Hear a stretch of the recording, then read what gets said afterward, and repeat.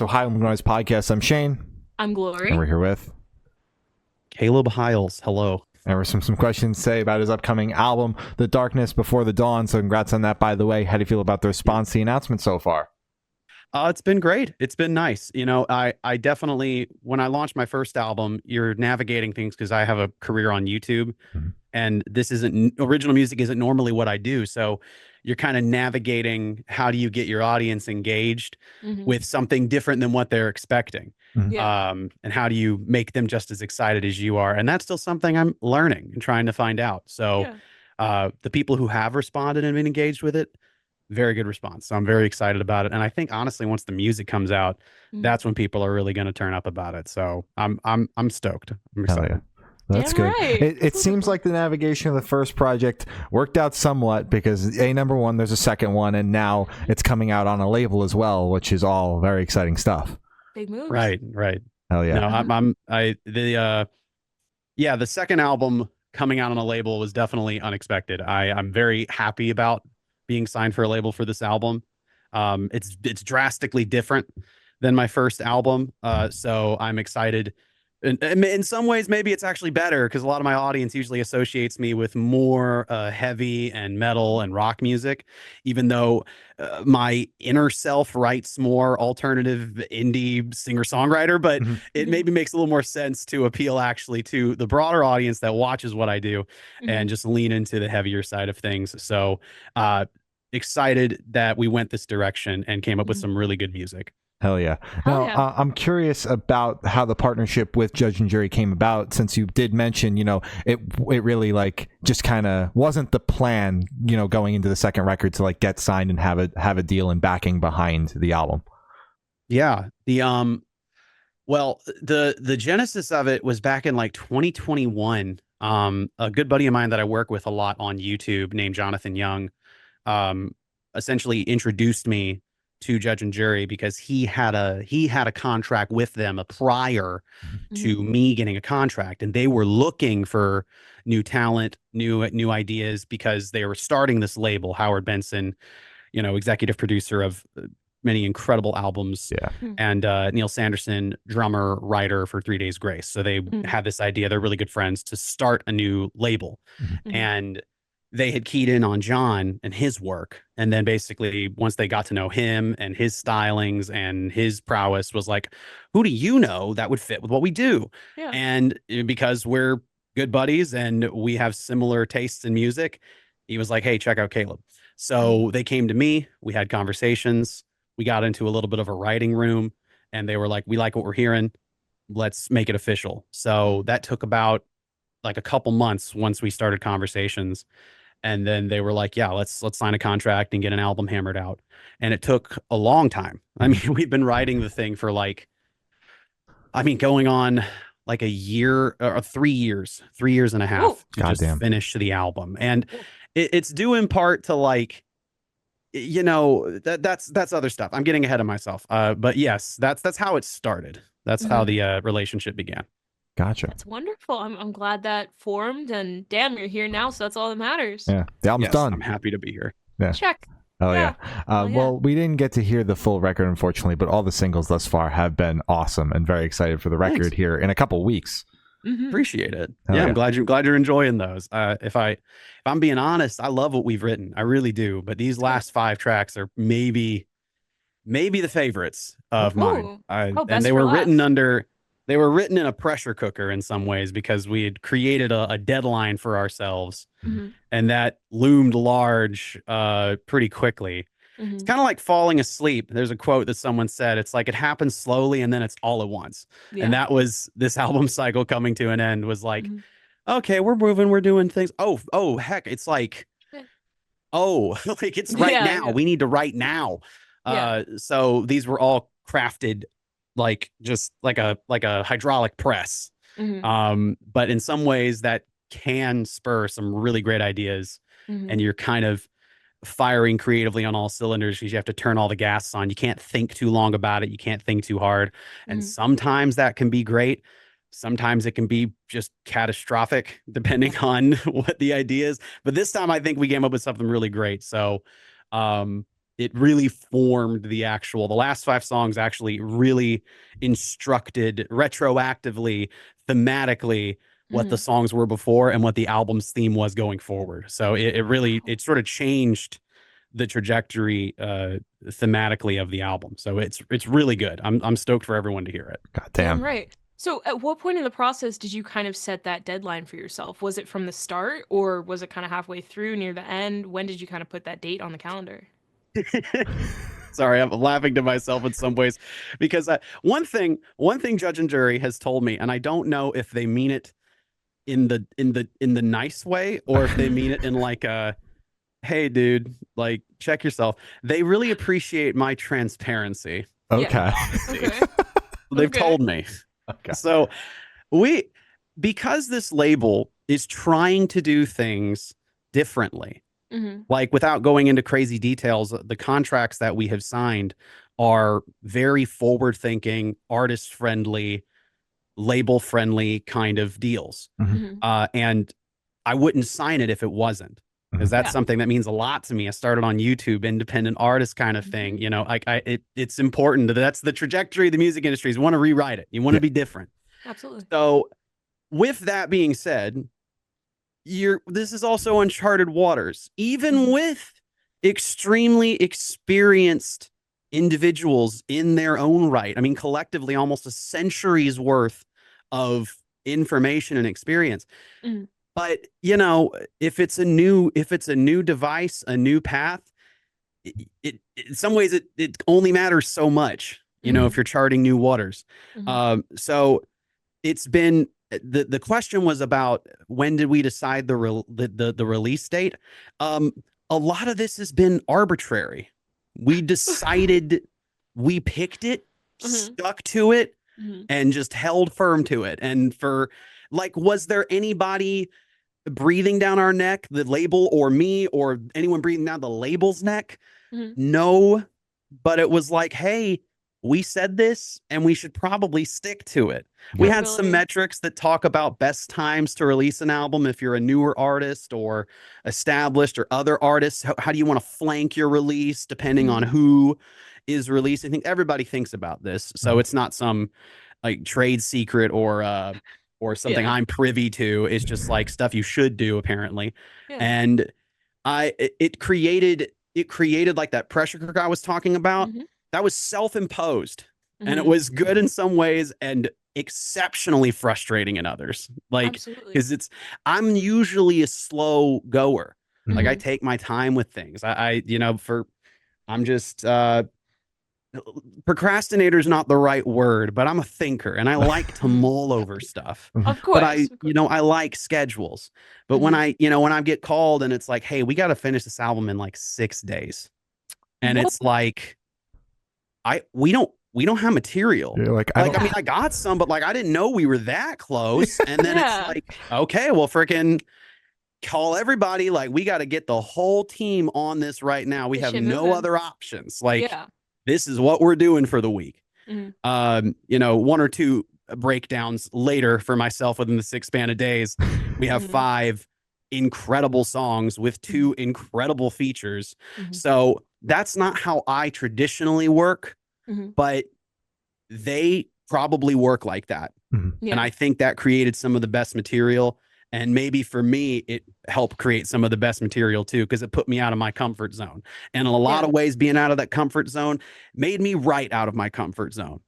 So we'll see how people feel about it. But genuinely, I'm like, I don't know if that music that came out at the end of this cycle would have come out in any other circumstance. And while it was uncomfortable, it's like I can't deny the quality of what we made. So it's somewhat conflicting because you're like, dang, I wouldn't have done it like that. I didn't like that.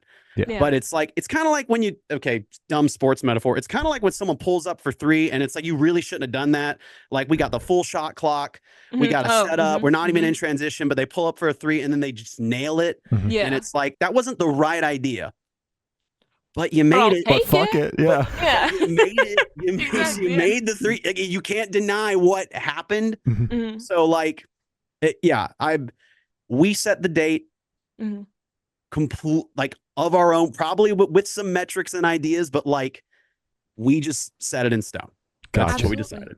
Gotcha. So then would you kind of be able to break down the writing process before the pressure cooker was turned on and then kind of explain the contrast of the writing process when it Right. was kind of turned on? Sure. Without taking, I tend to like just bloviate. I could filibuster if you let me, No, but go I'll for it.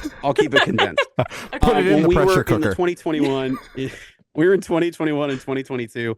We actually streamed on Twitch our writing sessions. Oh shit, that's fun. And those would take hours, and we were all in the room together, at least me, John, Neil. I think a couple other people came in every now and then, sort of people coming in and out. And we would release them as singles. Mhm. And that would usually take, I mean, the songs came together fairly quickly, but you had a lot of voices. Yeah. So everyone had input. And that's not a bad thing because some really great ideas come out of that. But you do have to sift through just more information, period, Mhm. good or bad. Mhm. And so that takes some time. But because a lot of that took the time it did, you then are able to be granular with composition and arrangement and lyrics and everything. Mhm. And so you get a more, at least in your own mind, a more realized product. Mhm. And so that took just steady years. Like when we decided we're writing a song, we would get together, we would do a writing process, we would work on the instrumental together. We would form the sound, the sonic, whatever you call it, canvas, Yeah. and it would, be this extremely give and take kind of development of the song. So that was the first 5. Mhm. And then the last 5 was we have less than a week, just a little less than a week. Stressing We me have a out. series of instrumentals. We have Mhm. your ideas of instrumentals so we can make into compositions. I'm going to send them to you. Mhm. And you just need to give me it. And what you come up with is what we get. There's no rewriting. There's Oh, no wow. like it's going to go through people. If it sucks, we can't keep it. Like that's the Mhm. if it was just terrible, then we can't do it. Yeah. But the first pass, it was sort of it was just ultimate trust. It was the opposite of everybody having input and getting to feel like they're involved to like hands off. Everybody's got a role and you got to do it. Mhm. And no one's holding each other outside of it being terrible. No one's micromanaging or even getting a chance to put in crazy input. You just got to Yeah. trust Mhm. that we're all going to do our part. Yeah. And when that time period ends, what comes out is like, great. Exactly. So that part, in some ways, I don't like. I like not having to, you get 5 people in a room who are all artists, Mhm. and that's a symptom. I think that's like the vice of an artist is forever ego. So Mhm. you get enough egos in a room, and everybody wants to feel involved. You just have to learn to navigate that too. Mhm. Mhm. But in some ways it's great because I didn't have anyone to answer to. And I Yeah. guess in some ways it was great for everybody else because they didn't have anyone else to answer to either, at least during the process. They got Mhm. to do their thing that they're comfortable with. Mhm. And in some ways that made these last tracks feel more at home than the others in some ways. I got But yeah, so there's the shortened, condensed version of the processes. Wonderful. Thank you for sharing that. And then also, you mentioned that you live streamed the writing process. What was the thought process like? And was there any added pressure with kind of having an audience watch you just broadcast your, honestly, Yeah. probably a very personal, deep process? For me, yeah, I mean, I think it was a little like you feel a little like exposed, Yeah. but it's, that very much ties into the YouTube side of things, or at least Mhm. the content creation career side of things, where it's like, well, it's all content. Yeah. So like, I'm used to Might being on as camera. well. Yeah. Yeah. I got to be on camera, Yeah. and that's also not necessarily how I work. Mhm. But there's something to be said for performance reps, for different situations, environments, sharpening iron, Mhm. and like if I can do it in front of everybody and block out the noise, in some Mhm. ways it makes the actual process, even when I'm alone, better. It makes it True. stronger. Yeah. And being able to listen to people's feedback in real time, Mhm. that's also good Yeah. too. That's just like human building stuff. And that Mhm. was, so it was a little nerve-wracking, but ultimately, I'm glad we did it. It was also unique to be a part of that and record in real time too, and write in real time. And I think John has those files. They're not saved on like online. They're just in a hard drive. Mhm. But I would love to go back and look at those, because the biggest the title track and the biggest song from the album, and May Stay That Way, The Darkness Before the Dawn, is on that. And that was the last song we wrote of the 5 from the first set of them. And it was one of my ideas that I had written for a completely different project that John, it was our last thing. We were dead tired, but we're like, let's just do one more idea. Pulled up that file, cranked it, basically arranged it for a rock song. And we were like, we'll record it tomorrow, or we'll work on lyrics and stuff tomorrow. But it was, so there's some neat, if anything, it's just good from like a historical perspective. I like the fact that's like, I can go look at it, that's cool. Yeah, that's cool. If you had recorded me during the last 5, it just would have been me just like crying and just frantic. So that wouldn't have been as entertaining. It just would have been kind of like concerning. Yeah. So I'm glad that wasn't recorded. Yeah.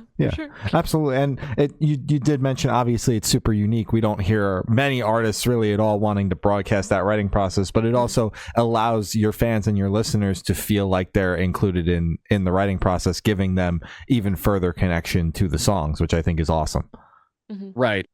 And there's sort of that writing line too. And I don't know how much of it today is for people, but like, I don't want to always spell things out for people.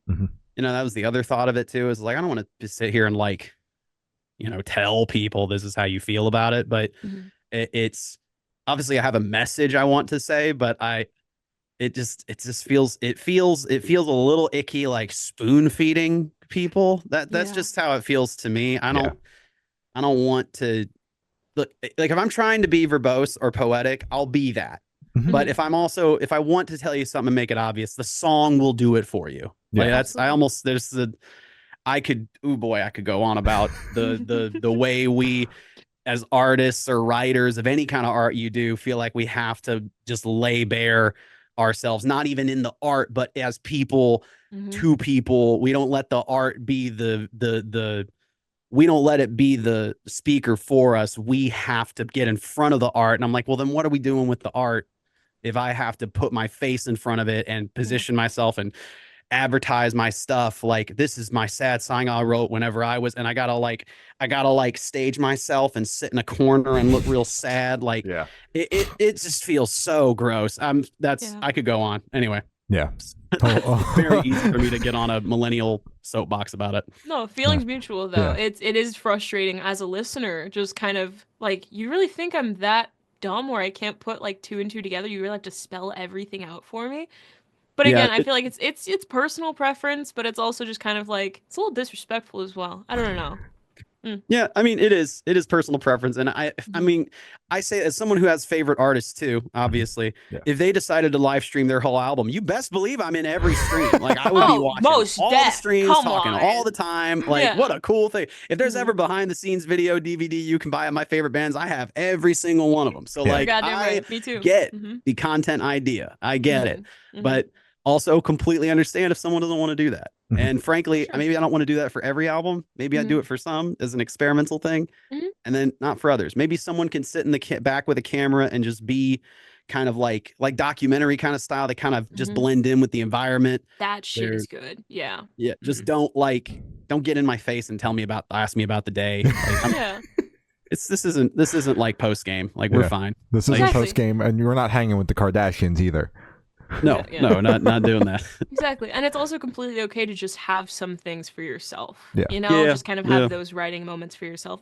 Not everything has to be content, and that's completely cool. So it's all your own preference. I have a whole song about that on that was the Idolize song on the album. There you go.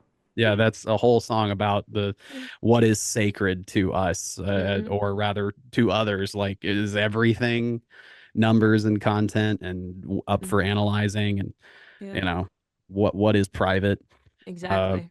Anyway, sorry, it's very easy for me to just peel off on a topic when people are listening. So I get it. It's awesome. Fucking love it. So what song off the album took longest to write, and which one is your personal favorite? Well, it's none of the last 5. Those didn't take as long. But it would be I think the longest one to write was probably the very first song we wrote, because it was that feeling out of the writers, like all of us writing, all of us composing and arranging. Mhm. And there were a lot of ideas. And because I Mhm. think there was some pressure behind first Judge and Jury X Caleb Hyles release, that they wanted to make this a big splash, and they were trying to what was I'm looking for? Like, find my identity as it relates to the label. What will Okay. I be? Yeah. And what will I be with them? Yeah. And so the song Just One Step was the first song we released, and it took the longest by far. And also sonically, it sounds way different than everything else on the album, especially from a vocal performance perspective, because around that time we had sort of decided upon that I was going to be sort of this metal theatrical vocalist. And so my performance on that far more leans into my Broadway musical aesthetics than anything else on the album. So it's a weird outlier on the album, and it's at number 9, but it was the very first song we released. So yeah, fun little nugget for anybody. Go listen to that song after you've heard the whole album, and it's like, it's just weird. You will recognize that song's like the odd one out. Yeah. I still love that song. I love its message. I love what we were trying to say. I love that Jonathan Young, my buddy, one of my best friends, is on that album or on that song. And I had a big hand in writing it too. But it's a weird one. It just took forever. It took a long time.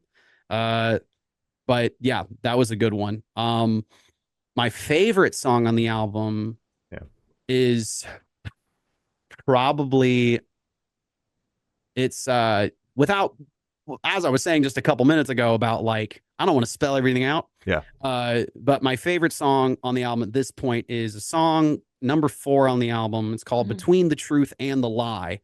And it's more of a commentary on today and the climate we live in. And yeah, I really like it. I like what it says. Hell yeah. Wonderful. All right.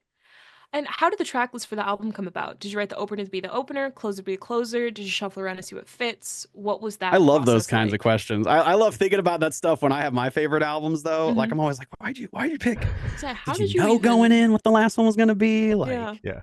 like there's a theory to, I will answer that question, but there's an interesting idea when it comes to streaming numbers on Amazon or Apple or Spotify, that with album releases, the least streamed number track on an album falls usually between 7 and the second to last track.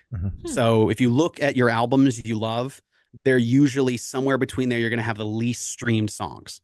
So, and that carries over from a very old ideology as it related to vinyls, that you would put your weaker tracks on the other side, because not a lot of people flipped it. You want to start with the strongest on track A or side A. Same for cassettes, the same concept, but that's like still carried over. And it's weird that you can actually see, like, at least from my perspective, you can see like analytical data that shows like, oh yeah, people don't listen to the second half of albums as much.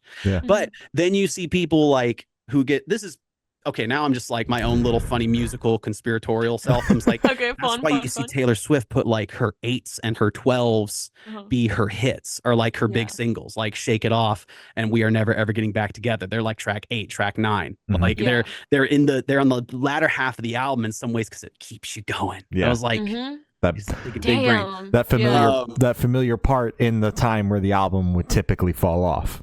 Yes. Yeah. She just basically put her hit single in there to carry you through, which in my opinion, okay, I'm last thing, but in my opinion, those aren't even her best songs. They're never her best songs on the album. Fair. They're always like the second to last track that's not as good. Anyway, so all that is to say, the question of did I decide it? We did not know what the first track, we actually were debating what the first track was going to be up until like the week before we finalized it to send out for physical prints to make the CD. So I had an idea of what I wanted it to be. and then the label had an idea of what they wanted it to be. Mhm. And ultimately, those are one of those things in a relationship where, oh, this is about relationships, like you compromise. Yeah. It's like, can I compromise on this? I'm like, yeah, this doesn't really mean a ton, doesn't Mhm. affect a lot. And I get their logic. I understood my logic. Their logic was more analytical, data driven. Mhm. Mine was more artistically driven. Yeah. But do I think effectively the message of the album is going to be like lost if we don't have this order? No. I think people will still get the album. And I have retroactively, within the past few weeks, come to actually have a better artistic understanding of this outlook, especially listening to the album ad infinitum at this point, that starting the opening of the album is Fear, which is on Spotify. It shows the track list, but Fear opens the album. And that is one of the big themes of the album, actually, is fear. Between the Truth and the Lie was going to be my opener because of it included multiple overarching themes, but fear is like a huge theme. And opening the album with that big statement about fear and how many times the word fear actually appears throughout the album in at least 6 of the 10 songs, if not more, it also sets the stage. So we were debating about that from the beginning, but when I wrote Between the Truth and the Lie, I wanted it to be number one. Like when I finished that track, I was like, I think that's the album opener. And then the last track on the album is called Manufactured Heart, and I knew that was going to be the album closer. Okay. I was very confident that that was how the album closes, because it's the longest track. It almost clocks in right at just below 5 minutes. It has the most to say. It's the least commercial. But it also brings all the themes of the album together, synthesizes it down into one point, into one singular message. So yeah, I knew when that was finished writing, like that's the ender. That's the one that ends, because logically it must end there. There's no way this is going to be near the front. This has got to be in the back. Yeah. That's so I'm so curious of just kind of if you think it has kind of like the most to say, wouldn't you want it to be like closer to the front half of the record so more people, I guess, there are more eyes on it? Right. And that's sort of like the artistic side of it for me. It was like I want it to be, if you're listening an album all the way straight through, I want all of the ideas that have been presented to be considered within the context of this final track. Gotcha. But to the question's point, like why would I want more people to hear it? I'd love it if people listened through albums all the way. And I think there are artists doing that right now that are doing, like, they're structuring their albums on purpose to be listened to. There's 2 albums that come to mind. One's older and one's recent. I feel like one is very recent, so I could talk about it, but I was listening to Chromacopia, and that's an album you listen to all the way through, front to back, and you get all of it. It just ends, it's perfect. But Adele's album that she wrote years ago was, she actually requested Spotify, because Spotify, not premium users, I think it shuffles your album. I remember at that time. You don't get a straight listen through. But she was like, I won't release on Spotify if you don't make it to where people can listen all the way through in the way that I structured it. And I think Adele probably wins that fight. And I think she did. So I think it still matters to me that people listen to stuff in an order. I matters to me when I write the order I write in. And my favorite albums consider that too. And you can listen to it out of context and it's still going to have that message in there. Absolutely. It just won't be as impactful without the context of everything else prior. So it's still a great song standalone, and it doesn't mince words. So it's not like you have to listen to everything else. Best way to consider it is like when you're reading a book series and it's like in the same universe as, you don't need to read the other books, but like it helps if you read the other books. That's kind of that was the thinking behind it. Gotcha. Makes sense. Makes complete sense. So where was your headspace at while you're writing this record? Oh gosh, because it took so long. I mean, it's been everywhere. I mean, I was touring, I was doing conventions in 2021 and 2022, a lot of conventions, so like Comic-Con kind of stuff. Dope. And I was in the process of my wife and I were in the process of trying to adopt. Oh. And then that came to fruition in 2023, and that was all of that year. Nice. And then all of 2024 was a surrogacy journey. So that concluded. Mhm. And then prior to that in 2021 and 2022, it was like super career heavy focused, Nice. not just with Judge and Jury, but with my own YouTube stuff, because I was having a sort of another career of YouTube spike. So I was trying to ride that wave and explore and learn that. So I started the album process working on my career a lot, and I ended the album process with 2 children. And now I'm yeah. going on another tour with a separate entity entirely. So it's my Headspace has been everywhere. Yeah. It's been in every way the human experience can imagine. Through various events. So it's been wild. Yeah. Lived a lot of life in the span of the 3 years that you were writing this record. Yeah, I think all artists would say that, you just live so much life, even in such a short period of time. And you try to keep your focus on what you're writing about, even in the midst of life seasons, potentially making you want to write other things. Like I've written other music within this span of this time, but it was not for this album. Yeah. It's like, it's got to stay on focus, which in some ways is great to have this label that has a lot of musicians and writers in it who are present on this album because they're experienced, they know what they're doing, they've written their own stuff, they've worked with other artists too.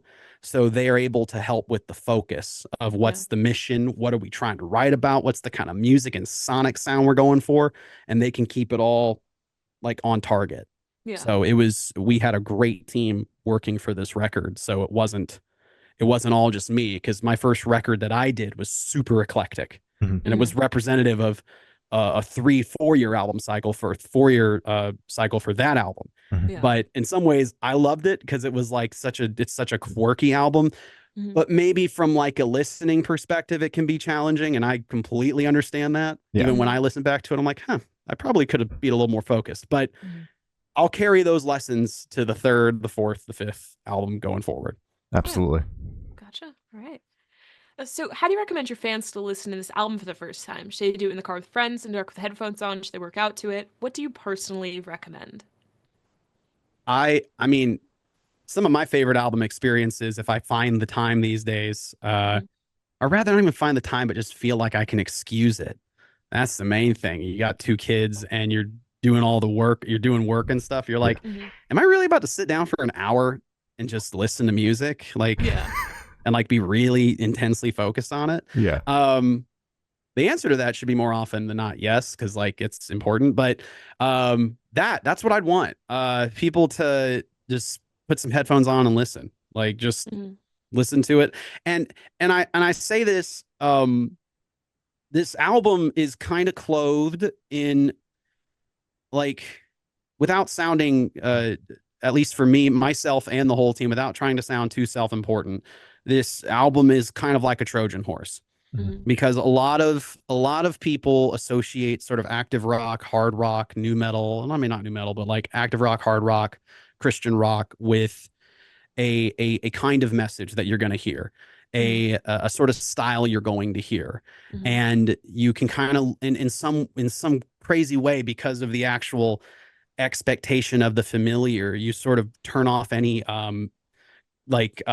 active listening. You sort of it just becomes noise in a way. I say this as a person who listens to a fair bit of Christian music. It just becomes like you hear so many hallelujahs and you're like, I get it. So it's like I would want people to listen to this album a little closer. Like I know it's going to sound familiar, and that's the point. It's meant to sound what you're used to, with a little bit of more edge to it. Like there's some really cool ideas that we played around with that are far more modern, compositionally and arrangement wise. But there's something in here, I think, that is topical and important, especially for the target audience, which is those who listen to CCM.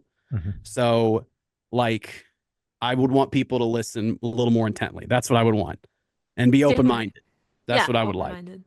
All right. Hopefully. I also don't think I'm like Shakespeare on this album. I don't say anything. There's nothing pretty. Like I'm not over here like being waxing poetic. Like I'm actually pretty straightforward. There's not much mincing of words, but I just, it still deserves it. Yeah. Yeah. And this question should be super, super quick. Off the top of your head, I want you to describe this album for new listeners in 3 words, no more, no less. Motivating, challenging, and comforting. Oh. That's what I would like to think. Motivating, challenging, and comforting. Wonderful. Oh yeah, love it. And are you able to touch on any particularly challenging or standout moments during the creation of the album, positive or negative? Challenging maybe is not the right word. And like I said, at risk of sounding for myself or the team too self-important, because like I said, my career has been very much cover music and very much work doing like other medias and stuff. So trying to get attention on this kind of thing is challenging. So sometimes you don't even know if what you're saying actually makes a splash at all, or is challenging at all, or is any of that. So that all being understood, there's a song called Not Your Savior on the album that was written during a time that was very difficult personally. And I've had a lot of wrestling with people who believe what I believe, people in very high places, and you feel sometimes like a really small voice in the wilderness sometimes. And you wonder, and it's like I'd love for what I'm saying on this album and that song in particular to make an impact and start a conversation. But sometimes you're like, I'm still a small voice. Like, I don't know how much it actually will affect. But it was challenging because it's like, I didn't know that was the song that was going to come out when starting it, but that's what came out. And I hope that people are receptive to it, but it was like okay, so this is how this album's going to be. This is what we're going to be talking about. So then it informed writing for everything else. So it was, I would say that was one of the more challenging parts of the album, or the process, was that moment where it was like, okay, so this is the direction we're going to go. Yeah. All right. So let's see how this goes. Gotcha. So setting the stage with that, and basically knowing that's the way that this album is going to go for the entire writing process. We're a couple weeks out from release. How are you feeling? What are your emotions kind of going into this album rollout? I'm excited. I did a lot of promo material for it. So I got giveaways going on right now for pre-saves. If you pre-save, I have some signed exclusives and some really neat things to give to people if they get chosen and pre-save the album. So I'm just trying to have as many people see it as possible, hear it as possible. I said this about the first album, but sometimes you're kind of emotionally, you're moved on in some ways when you finish an album cycle, because you're so familiar with the material that you're like, I'm good. Like I've already moved on mentally and emotionally to the next album. But because the writing of this album, the second half, was literally like 3-4 months ago, like it's still fresh. A lot of the album is actually still fresh. And then even the older stuff gets recontextualized because of the new stuff. So in a lot of ways, I'm actually more attached to this album than I was to my first upon their respective releases. So I'm excited for people to hear it. I hope it makes a splash. I hope the target audience takes to it. But also I have another tour I'm going on. I'm one of the vocalists for this anime symphony going on tour. So I'm very focused on learning the parts for that. And that's a super cool opportunity. I also need to crank out a ton of covers for my channel while I'm away.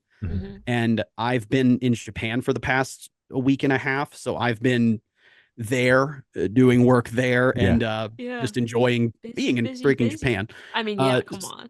So so it's like I came home and I've just wrote down everything I needed to do, and I've just hit the ground running. And then obviously still the children need to be cared for. And so it's, in some ways, it's like there isn't time to feel.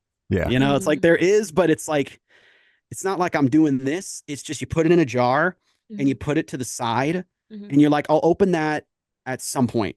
I don't know when I'm opening that, but I'm going to open it and I won't forget about it. I promise I won't let it collect dust and cobwebs with other things that I've forgotten about that I should have gotten to. But like, I'm going to put it over here and I'll open that. I'll uncork that at another time. because right now it's like if I don't focus, all the other stuff might fall You're apart. gonna lose balance. Yeah. Yeah, Exactly. that makes sense. Sure.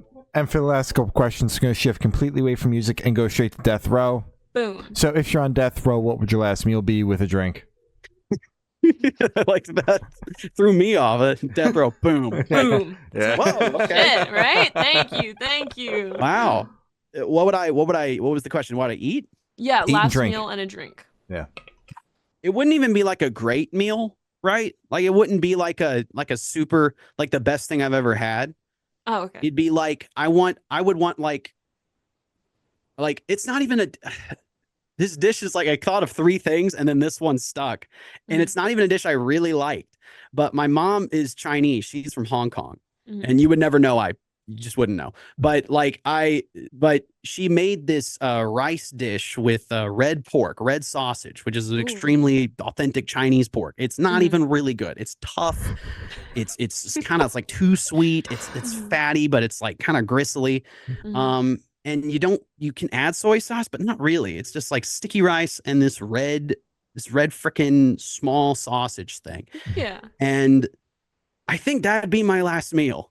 Okay. Because it'd be like it's like a return to more simple, innocent times, and it would just take me back there in an instant. Like if I'm about to die, I'd rather die with like some of the more like primitive, younger memories on the mind, and like where it's like super simple, and that's my family too. Obviously they contextualize with my children and my wife, but like that'd be the last meal, or her poppy seed chicken, anything she cooked. Honestly, I don't need a truffle burger or like a filet mignon or whatever. Just give me that.